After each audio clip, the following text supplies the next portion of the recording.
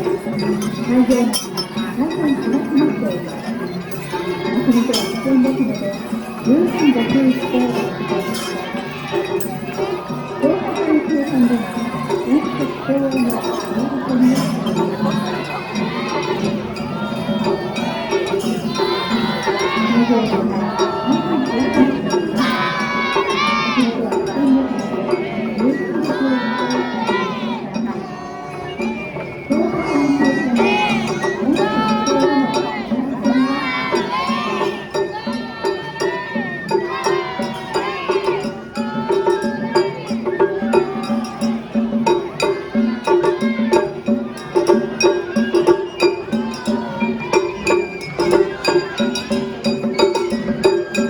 飲食共用の乗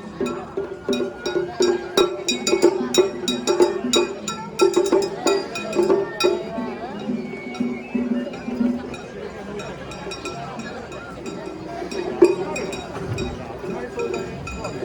ます。